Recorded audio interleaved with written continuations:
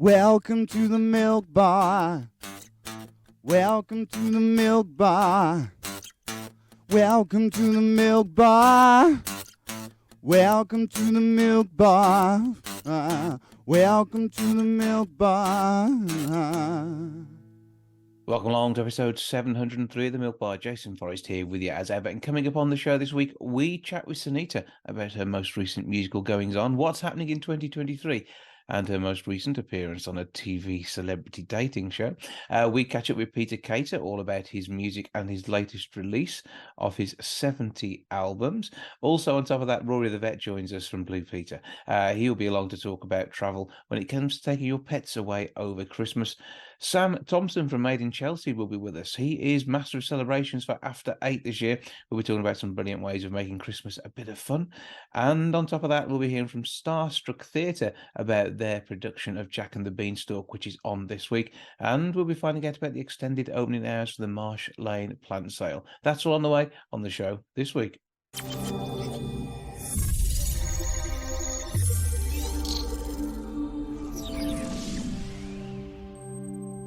Now, Christmas is going to be a little bit different this year, but new research done by After 8 has told us exactly how we can have the best time. Somebody who confesses to be an absolute Christmasaholic is Made in Chelsea, Sam Thompson, who joins me now. Hello, sir. Hello, mate. How are we doing? Very well, thank you, sir. How are you? I'm okay and getting ready for that Christmas spirit, and I'm sure you are too. Now, you are, let's get the title right, After 8's Master of Celebrations for 2022 at Christmas. So you are head of Christmas magic this year. Do you know what, mate? It's a very big title to hold on one's shoulders. I've been doing it in my household for years, to be fair. So we're just expanding the horizons ever so slightly. But yeah, I'm Master of Celebrations. And look, I mean, to be honest, mate, After 8, what we want to do together this year is just obviously it's going to be a harder Christmas for a lot of people, and we just want to sort of bring in that family spirit, that togetherness, that it's not always about the extravaganza, it's not always about the big gifts. It's mainly about the feeling you get when you're with your family and friends and loved ones, whether that be one person, two people, 10 people. And yeah, that's sort of the what we want to get across with After 8 this year. But yes, it's party games, a friendmas this year, making Christmas all about your friends. And have you got any favourite moments in this sort of thing? Is it about all the board games, or do you like a bit of karaoke as well? I'm going to be honest with you, mate. I'm a jack of all trades when it comes to Christmas, mate, to be fair. Board games for me are the pinnacle. I was talking a bit earlier actually about Monopoly, and I think that it's one of the best games ever created for Christmas. And I don't think there's ever not been an argument, if I'm now thinking about it. I genuinely don't. I think there's been an argument my missus is the most, honestly, mate, she is the most competitive person in Scrabble as well. Like if she, mate, but also I cheat at every single ball game I do. Don't Shocking. Tell anyone, but I do. I cheat out. And basically, all you got to do is make sure you sit next to the bank, and just every time, because it's a long game, so people's attentions change. If your attention never wavers, you can just slip a 500 from the bank every single couple of turns. It's absolutely brilliant. I don't think I've ever not cheated, but I love a board game, mate. I love a Christmas movie. That feeling when you've had your Christmas dinner or your long lazy Christmas lunch. You've maybe even had a bit of cheese or whatever. You sit down. You've had your After 8, by the way, because there's that little window, isn't there? Yeah. Where you go, should you have an After 8? And there's always that one person who goes, "Is it time to should we get the box?" And so you've done that, and then you sit down after that. You're really full, pleasantly full, and you sit down and you go, "Do you know what? Let's put on a Christmas movie." It's like whether it's Elf or Home Alone or even Harry Potter, to be honest. They've got a channel on Sky, but it's those little moments that I love those things a lot. And roast potatoes. Yeah, absolutely, mate. Although I got a Christmas fail once. I was in charge of roast potatoes. Mum put me on roast potato duty, and I burnt all of them, and it meant I basically ruined Christmas. I think she even told me I'd ruined Christmas at one point. Yeah. And so, yeah, never again. I do carve, though. Yeah, and that's an adult responsible job, isn't it? Electric carving knife or manual? Which are you going to go for? Oh, manual, mate. Every single time, mate. And so it's probably the biggest job in Christmas, I think.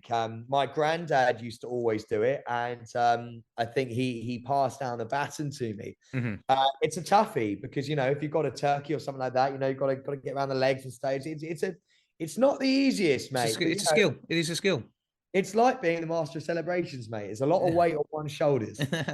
But for you and Zara, this is the first Christmas you're hosting this year, though. It is indeed, mate. It's a terrifying prospect. So you're actually carving in your own home, which means there's lots of other things to contend with as well. And yeah, you've got to get it right. But when it comes to music, though, have you got your Christmas CD lined up, or are you going to just stick the wireless on? So I stick the wireless. What we do normally is we just go. We've got an Alexa in this house, and all you need to do is ask her to play WCRFM, and we will look after you on the Christmas music. That's exactly what just happened. Alexa just turned on. But yeah, mate, I just literally go play Christmas. Mate, we've been doing it since the 1st of December. We are mate, our tree's basically dying. We've had it too early. we're so keen that we've literally also, mate, we next time it's fake trees from now on, by the way, because I just can't like all the dead pine needles and stuff. It's just not worth it. So it's a plastic one from here on out, I think. And then you can reuse it every year as well. So it's like recycling, isn't it? Which is good. Yeah, exactly. So where can we go for more information about your world of Christmas and how we can make you the master of celebrations in our home too? Well, sir, I a shameless plug, but I'm releasing a video on my social media platforms, and so it's Sam Thompson UK, and obviously After Eight's Instagram handle as well. We're releasing a video which basically encompasses everything that we love to do this Christmas. It's got a little bit of humor in it as well because I am master of celebrations, and if you don't know me, then I love a bit of comedy. So yeah, basically, I put my own spin on it, and yeah, it's a fun video, and I think it encompasses everything that we're trying to do this Christmas. And it was a few years ago, the After Eight Challenge. Are you going to be joining in with that this Christmas again as well? I call it the Sam Challenge, man. I don't know where this few years ago came. I'm telling everyone I came up with it like this year, but yeah, man, I actually got my mum to do it a couple of days ago. And she actually did it really well. She got it in her mouth within like sort of 2 seconds. Like, have you done that? It just slipped and went in. Like, that's nuts. She inhaled it. I love an After Eight challenge. Have you done it? I haven't actually, no. Oh, mate, you need to get in. Oh, this Christmas we'll make it happen. It'll be good fun. There'll probably be videos of that too. I'll send them to you on your Insta. Well, thank you for joining us. Have a brilliant Christmas, and make sure you get plenty of After Eights in. Jason, thank you so much, mate.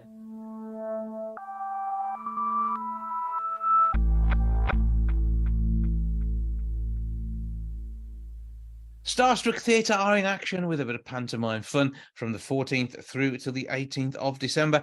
They are over at the Mill in Sedgley, and it is Jack and the Beanstalk. I have Princess Jasmine and King Edward, aka Grace and Patrick. Hello to you both. Hello. Hi. First of all, very regal roles. Must be great fun playing a big part in the show and getting titles too. Absolutely. Definitely. And father and daughter is what it actually is, so that's good as well. We don't have to act too much. She tells me what to do. Yeah, that's the way it is. And but of course, heir to your fortune. Oh, absolutely. What's left of it? Probably spent most of her life spending as much as she could, to be fair. I'm not going to cast aspersions around the family. So what's it like being part of this one for Starstruck? Because Panto's always brilliant fun, isn't it? Yeah, it's always a great laugh. And like Starstruck's like a family, so we all just have a great time whilst doing it. And obviously, you talk about Starstruck family. Who's directing for you on this one? So this is directed by Ashley Wilkes, who is also in it, playing Simple Simon. So he's typecasting. Well. Oh, absolutely. Nobody else could do it. There's no bigger fool. He'll be awesome. He likes a giggle and a good laugh, so that should be good fun there. And tell us a bit about some of the other members of the team who are going to be on stage. Right, so we've got Jack, who's played by Ethan Hamlet. We've got Richard Probert playing Dame Trot. We've got Ben Birdle playing Flesh Creep. And we have Stacey Lovett playing Mother Nature. And can't forget about Laura Leo and Keith Cartwright, who are in Daisy the Cow. Oh, yeah. All important roles. Daisy the Cow is vital to Jack and the Beanstalk. Hottest job on set. In this weather, though, that's not a bad thing, is it? I think they'd argue. Okay. And you've got to be good friends if you're playing a cow. Absolutely right, yeah. No, I know that Starstruck I like to take on some brilliant shows. and doing Jack and the Beanstalk at Christmas. This is one which it's a nice traditional one, but I'm going to guess you got a few little modern twists in there too. Yeah, obviously modern songs, which keeps it going, keeps it current, and trying to adapt some of the jokes so that they're relevant as well, and a little bit of a TikTok nod through it as well, which I know nothing about, but Grace does.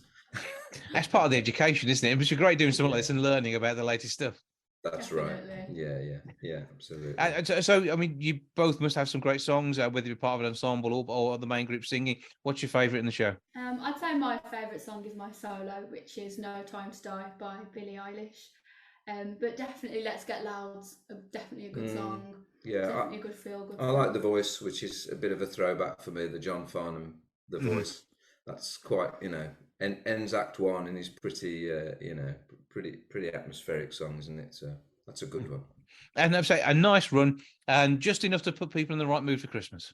Yeah, hopefully. I mean, that's why we choose to do it now. Get everybody in the mood. We'll have a visit from Santa as well each night, so that'll be great for the kids. Plenty for them to shout at. Lots of booing and hissing. Everything there. A horrible baddie to be booed, and it's not me for a change, which is brilliant. Yeah, you didn't get the short straw this year, which is nice. I like that. Yeah. But you've also got the giant, and how does the giant come to life, or is that magic we can't talk about? Well, yeah, we don't want to say too much, but he does come to life. He's not just a voice. No, let's you say will that. see him. Okay, there's something to look forward to. So as we say, it is the 14th through to the 18th of December, which is Wednesday through to Sunday. So some good opportunities to get along and see it and take a break from Christmas shopping as well. How much is it to come along, and where do we get tickets? Right. It is £14 for adults, £10 for senior citizens and under 16s. So that's really good value. And website is www.ct.co.uk/Jack. That will take you there. Yeah, or you can give the box office a call on 01902 334 874. That's Wolverhampton number 334 874. But the important thing is getting your tickets however you get them. Great value pantomime, brilliant fun, and a hugely talented bunch at Starstruck. They are absolutely amazing. So you're going to have a great time. And that's not just the two here. There are a whole lot of them, even Ashley. Dead right. Yeah, everyone is amazing. Yeah. Good fun just before Christmas, as you say, Jason. Yeah. And do give them a follow on Facebook as well. Just look for Starstruck Theatre. And it's the one with like a star on it that looks like it might have been struck by something. That will work. Patrick and Grace, have a brilliant time. Break a leg, enjoy Panto, and enjoy doing your royal things that you do during said time on stage. Thank you. Over at the Mill Theatre, actually. Brilliant. Thanks again.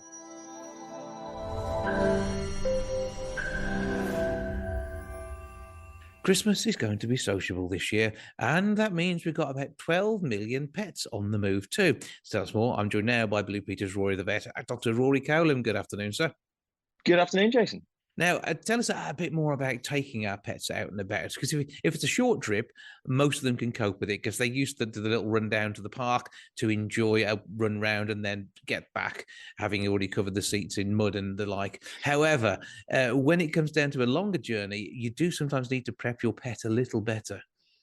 Absolutely. And as you say, 12 million pets are going to be on the move, which is staggering when you think about it. But yeah, it's anxiety inducing. Going home for Christmas is stressful enough. Taking your pet just adds on to that, and it can be stressful both for them and for us, and particularly if it is that little bit longer than the 15 minutes down the road.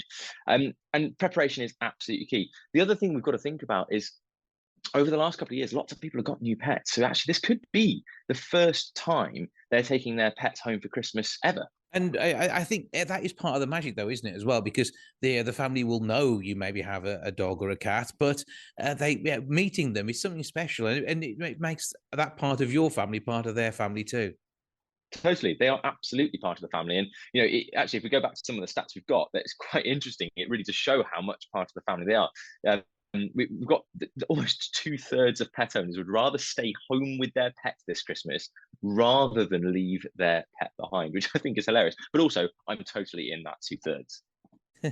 And we've got a bit of an acronym, haven't we, for pets? So we are making sure we do what we need to do to get them ready for the journey. Absolutely. So this has been put together by myself Lily's Kitchen and Great Western Railway. And we put together, PETS, which, as you very rightly point out, spells pet.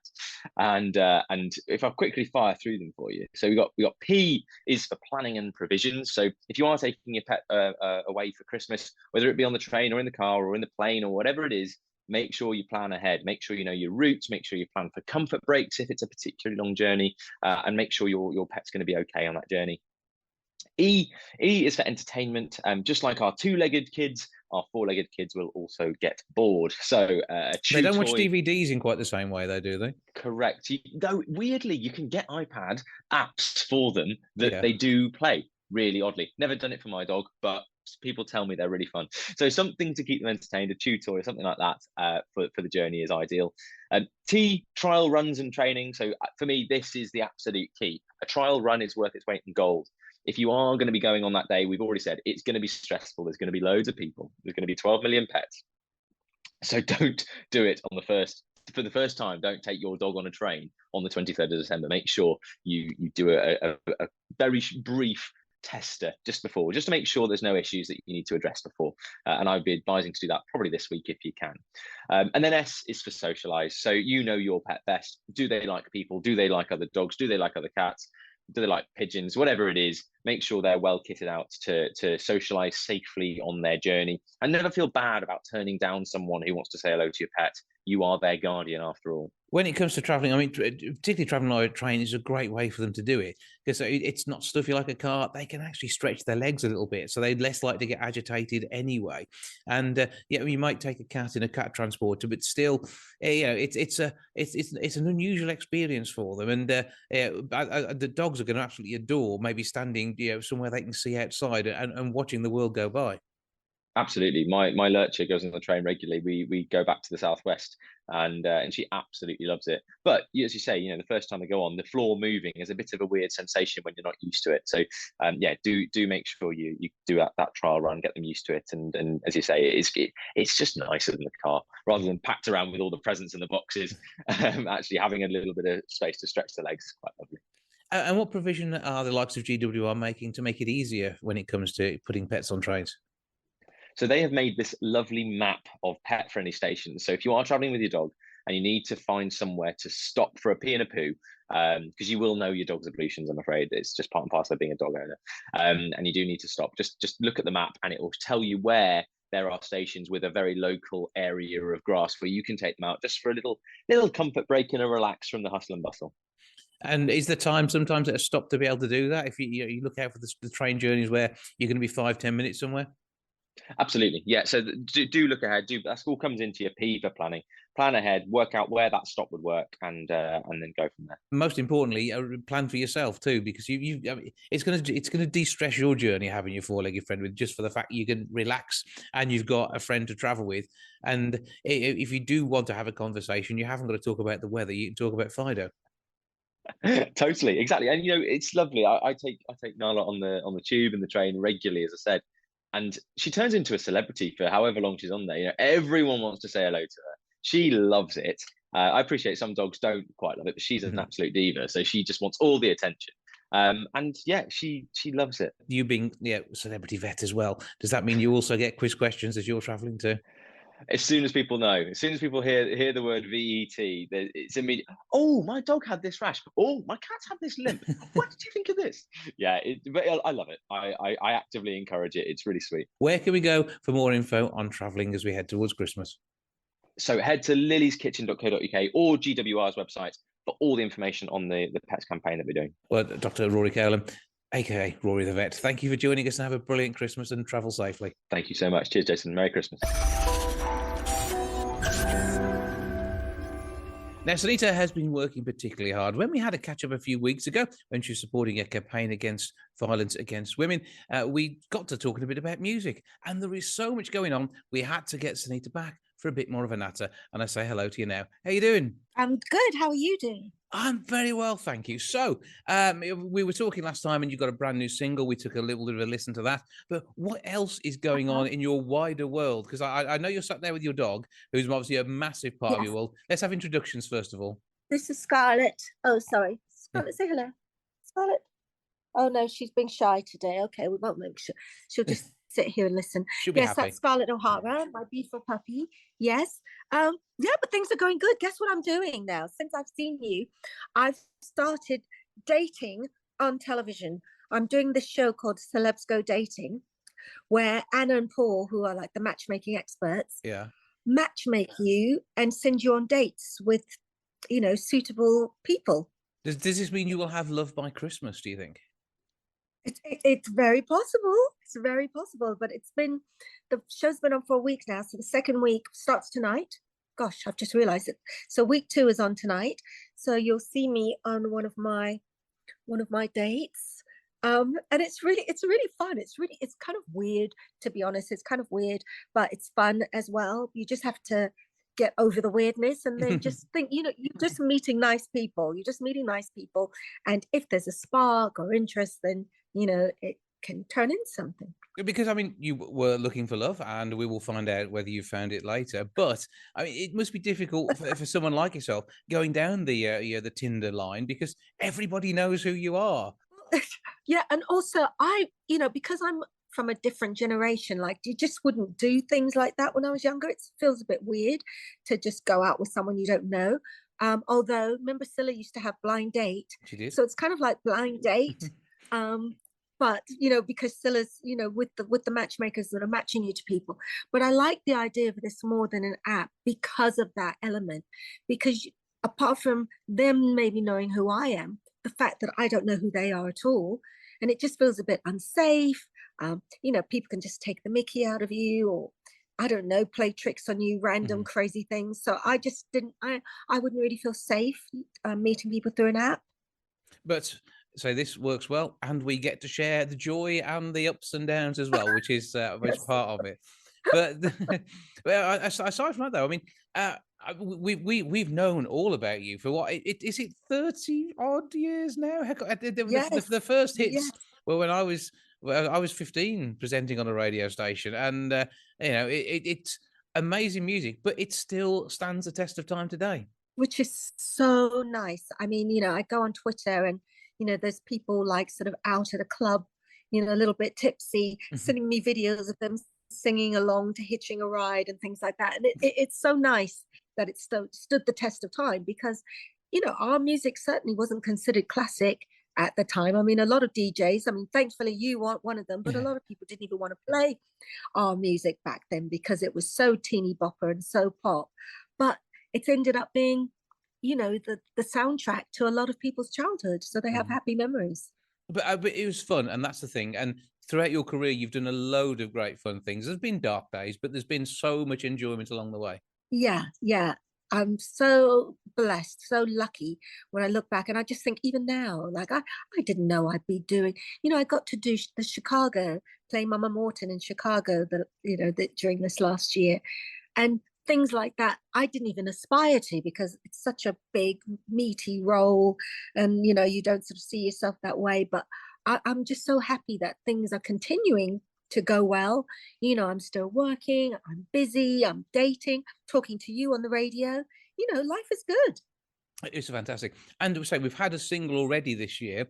What else have we got musically on the way? Well, I am working on an album, which is exciting as well, and collaborating with a lot of sort of young, current musicians and producers and writers, which is really exciting. And getting to perform. I'm going to be doing some festivals in the new year, the Rewind and the Let's Rock festivals, the Cheer Up parties. But the thing is, the secret to all of this for me is that I genuinely really enjoy doing it. So I get paid to go on stage and sing and prance about, which is great fun. But the thing is, you've always been one for working across the generations anyway. It just happens you're now sort of the middle of the generations, whereas you were the youngest in the room to start off with. And it's about a collaboration across all people that really brings the music to life, and it makes it fun. Yeah, it's so nice. I love the way you put that, from being the youngest in the room to being in the middle of the room. You didn't say at the top of the room, which was very polite. But with the new album though, and that I assume there could be a full tour off the back of that. I would definitely try, because like I said, I toured in Chicago and survived. So, a music tour would be great fun. Yeah, with dancers and costumes, the whole thing. You know why? Why not? Yeah. And I mean, you do constantly keep reinventing bits of your world. What do you think you would like to do in the next, 5 to 10 years? Well, work-wise, Mhm. I think I should be the next Scylla, to be honest, Yeah, and then start because maybe bring I back Blind Date and go for it from there. bring back Blind Day. Let me be the sort of fairy godmother matchmaker. You know, I love things like that. I like the old sort of family night TV programs and things like that. And like you said, because I sort of span the generations, I feel like I think it could work because you've got the people who watched me grow up, the people who've grown up with me, and then the kids who've kind of, I've always been there all their lives. So I think something like that would be fun. I would actually love to see you on the panel and then one of the singers on that BBC show, I Can See Your Voice, because I mean, that looks such good fun. Oh, And yes. you would be amazing on there. That's fun too. That would be so much fun. But is that the one that Alison does, right? Yes. Have a word with her. Which I love her. Yes, I would love to do it with her, but we'd probably just be laughing all night and having a good time. It'd be great fun. It'd be brilliant. So, Christmas, what have you got planned so far? Anything exciting? Well, I'm actually going to go away for Christmas this year with my mother because that's our kind of our family thing. So me and my mum and the kids, we go off. So we're going to go away for Christmas, be back for New Year, and then have a little bit of time before, it all work starts ramping up again. Yeah, another busy 2023 ahead of you. So that will be absolutely amazing. Where do we go for everything that you're doing, as well as, of course, watching you on telly? I'm learning to get better at my Instagram now. My Twitter's great, I think, because all I have to do is chat. And of course, I can chat. But I'm getting my Instagram together. So I'll be uploading sort of information as and when things come. Because I'm also doing a supplement, like a skincare line and everything, with a company called I need to say it properly, Carellissim. Beautiful skin products for men and women, all ages, all ethnicities, that I swear by. So yes, I'll be uploading things with help to my Instagram. We're expecting you on TikTok before you know it as well, because there must be some amazing dance moves you could do. My kids would kill me. My kids have threatened me that they'll leave TikTok if I show up. So that's a bit, that's a red flag to a bull, isn't it? So your kids' loss is our gain. I think if you do it, that would be absolutely amazing. And because we just find you on all the socials, we're just searching for Sinitta. Yeah. So what am I? I'm the Sinitta Official. I think that's my name on Instagram and on Twitter as well. Keep it simple, the Sinitta Official. Yeah, I'd love to talk to people and hear from everyone and, just get chatty. Well, lovely to catch up with you again. Thank you for having a bit of a natter, and have a fantastic Christmas and brand new year. You too. Thank you so much, darling. Well, I'll speak to you in the new year, no doubt. Fingers crossed. Ta for now. Take care. Bye-bye.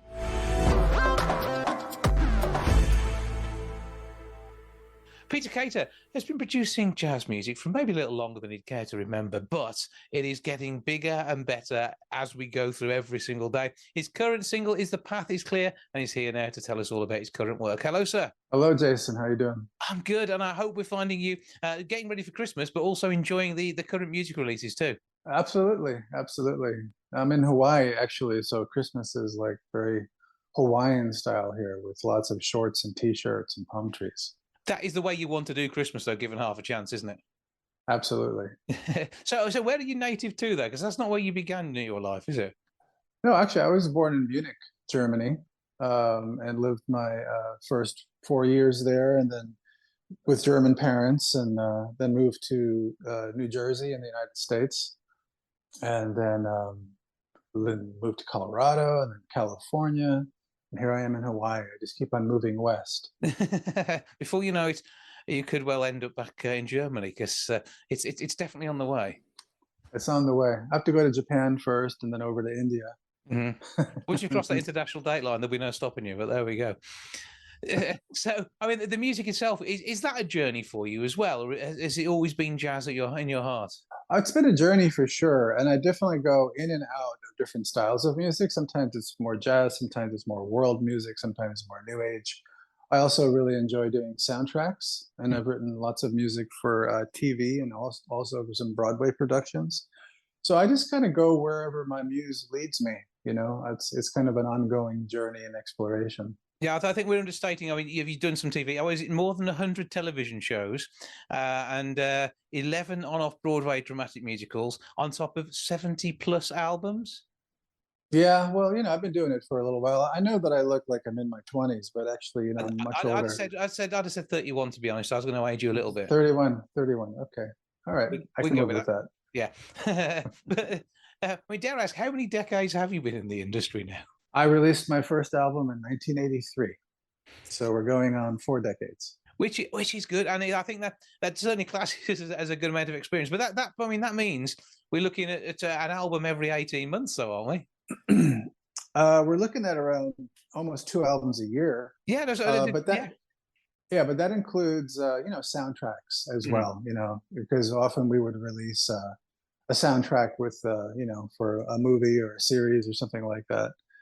And some of the albums that I've done are actually also series. Like I've done a couple series on the elements. Earth, air, water, and fire, and so those come out as a package also. But artist-driven albums, are no more than once a year, sometimes once every 2 years. And it's just, you got to keep your hand in. But, I mean, 14 Grammy nominations, twice a winner, and that in itself, it speaks of the talent you have, and we're going to hear that in a moment with your latest single. But what's it like being part of? I mean, that level of music, because it must be so good with the recognition and your peers around you. But I get the idea that you're quite a humble man who just is blooming good at his craft. I just really enjoy what I do, and even though I do have, if you sum up my entire 4-decade career in 2 paragraphs, it sounds pretty impressive. But then again, we're condensing 4 decades into 30 seconds of reading. I enjoy, of course, the accolades, the Grammy nominations and wins, and other awards I've received, but I am honestly much more interested in exploring my daily life as a human on the planet. I happen to play the piano and enjoy it, and I'm fortunate enough that people enjoy listening to it, so I actually have had a career. Mm-hmm. But my ambition was never to be famous, or my ambition was never really even to be Grammy nominated or winning. When I first got my first nomination, I was blown away. Like, really? I wasn't even thinking about that. I just enjoy what I do. Mm-hmm.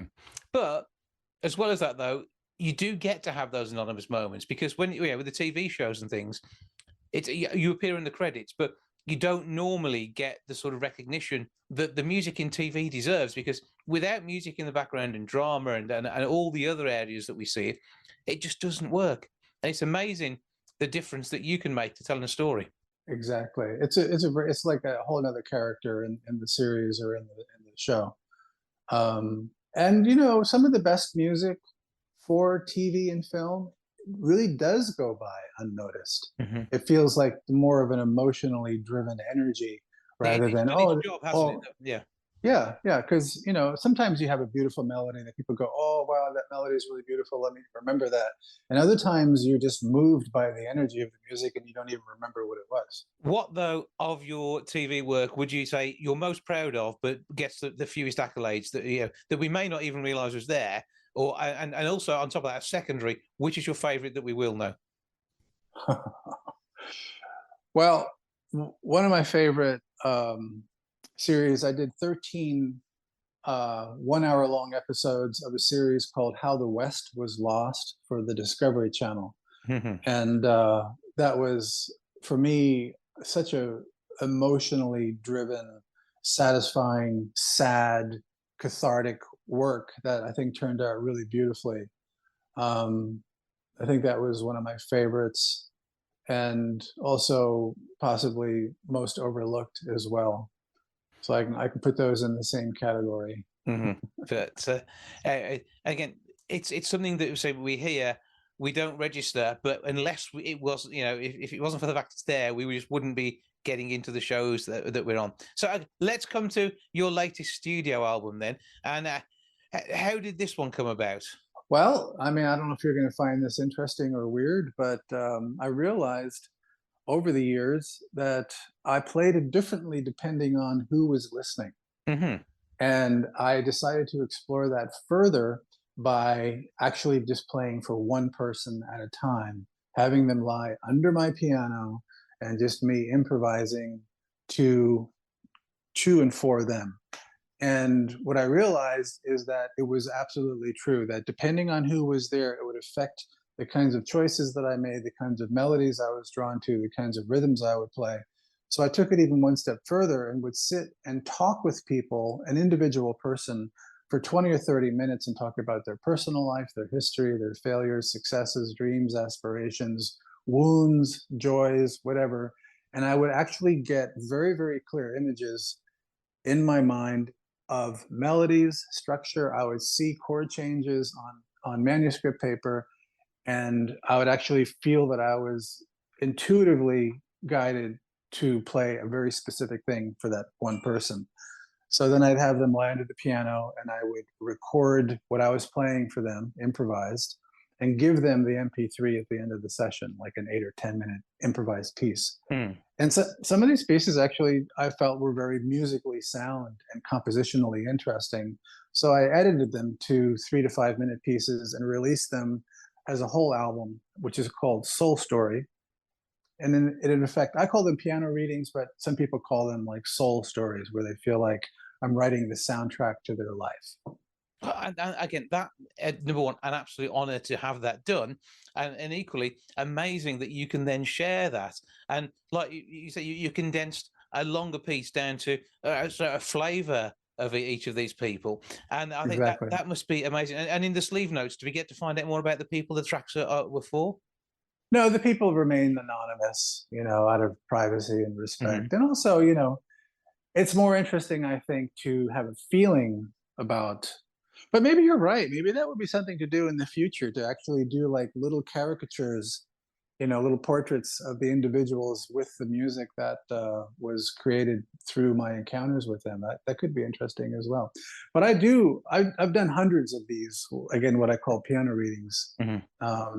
And I find them very satisfying. It's funny how, in the beginning of your career, you want to play for like larger audiences and bigger venues, and the idea is always more is better, and I did a fair amount of that. I mean, I played Carnegie Hall, I've played stadiums, I played for 50,000 people once, not as a headliner, but as part of a larger, concert event with other artists.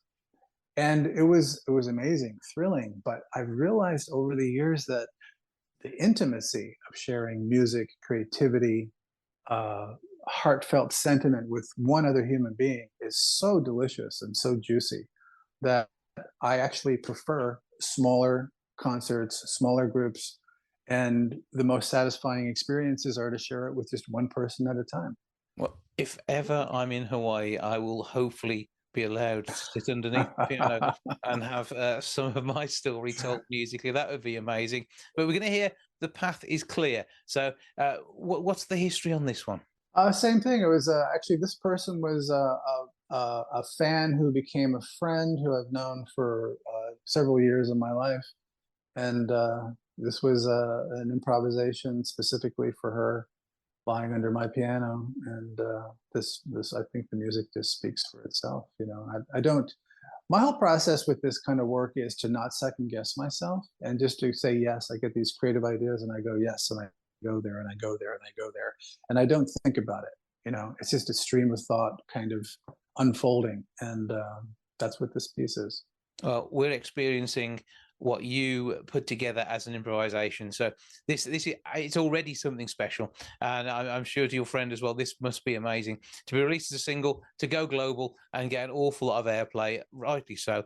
We will be enjoying that now. But before we do, give us the details on where we find your history online and some of those 70 albums. Best place to I mean, you can put my name and search on the internet and all kinds of things come up. My music is found everywhere, fortunately. But for more intimate, information about these piano readings or the retreats that I hold or new releases or just to be on my mailing list, it's best to go to my website, which is peterkater.com, PeterKater.com. Well, Peter, thank you for joining us, spending some time with us. And I say this is it's a very intimate type of music, and something which has meaning, more meaning than majority of your pop songs, isn't it? I mean, this is something which is very, very special. Peter Cater, thanks again for joining us. Thank you, Jason. I appreciate your time. Thank you.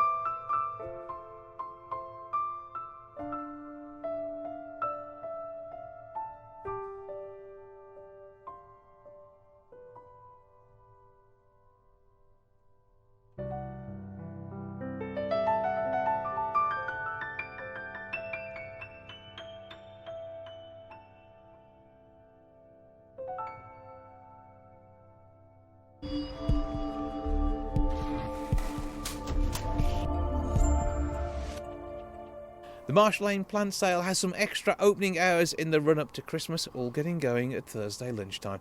Anthony Hall is going to tell me more. And does the wreath talk? Is this a ventriloquist act you're doing? Or? Well, no, it can talk if it wants to talk, I suppose, but yeah, in the right place at the right time. Not something you've perfected yet? No. But having a great time, obviously selling a huge number of trees for the good people of Wolverhampton, and it's been a good start, hasn't it? Yeah, no, it has. When we opened our Christmas event, obviously with the light switch on, etc., a couple of weeks ago, it's just been like non-stop. Christmas trees galore. Everyone's coming out of the woodwork and coming to get their Christmas trees and obviously their holly wreaths. Yeah, and that is a big part of it. But plants are on sale as well. They are indeed. We've got a couple of festive plants, a lot of festive planters, a lot of bits and bobs. Available every weekend, but obviously, as you know, we are open extra hours because of the demand. So we're open on a Thursday and a Friday, a Saturday and a Sunday every week. What are the times on Thursdays and Fridays? Okay, so Thursday and Friday we're open 1 o'clock till 6 o'clock, and then on weekends is 11 o'clock till 6 o'clock. And then obviously Christmas week, I think it's week commencing the 18th, we're open every day apart from the Monday. And then right the way up to Christmas Eve? That's right. We're open 11 till 6 every day, and then Christmas Eve is 11 till 2. So, and this again, it's all part of getting people down here and getting the interest. And I know you had a great response to the big light switch on, and we're surrounded by some of the lights now, which is all looking good. And yeah, that was good fun. And you were able to raise some great funds through the donations for the stroke patients in Wolverhampton as part of the cycling group. We did indeed. Just off the top of my head, if I can remember rightly, just from the opening night in paper money, we raised £160 just in paper money.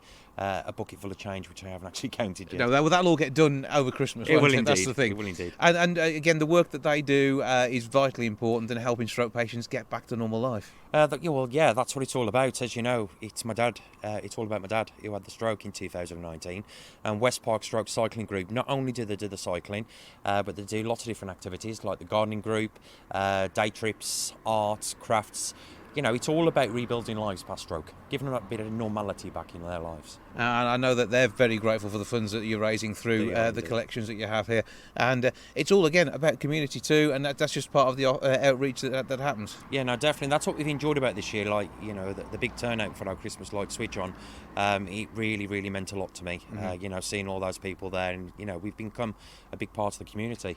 I've answered no end of emails and messages that have been sent in to us, like, you know, what an asset we've become to the community, which means a lot, means the world. And of course, the big sale in the run up to Christmas, you getting those Christmas trees out there, then a break through till March.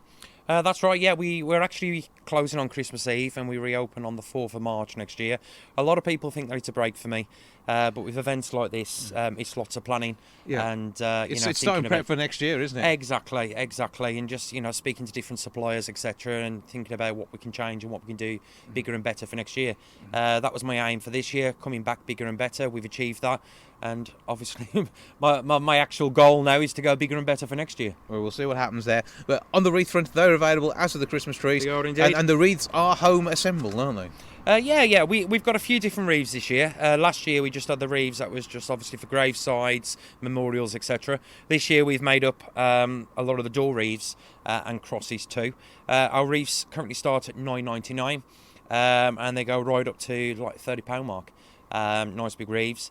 And then the Christmas trees again are the best around. The Nordman fir, low needle droppers, guaranteed to last 8 weeks plus. And there's recently been cut these trees as well, so yeah, nice and fresh. That's the way we like it. So details please on where people find Marsh Lane. Okay, well the name's in it. It's Marsh Lane Plant Sale. We're right opposite Ormston Academy, what used to be known Pennyford High School. But yeah, you can't miss us. The postcode is WV10 6RX. We have got a lot of signs out there to guide people in, arrow signs, and we've got the big banners out the front as well. If you are coming 4:30 onwards, there's a massive big glow coming in Marsh Lane. Yeah, the lights are on. You'll be able to see that. Anthony, keep up the good work. Have fun working on raising some funds, and have a brilliant Christmas. You're a superstar, and you. Thank you, Jason.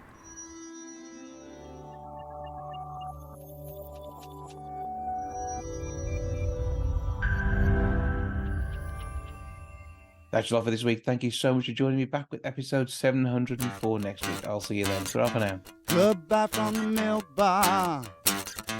Goodbye from the milk bar. Goodbye from the milk bar. Goodbye from the milk bar. Yeah. Goodbye from the milk bar. Yeah.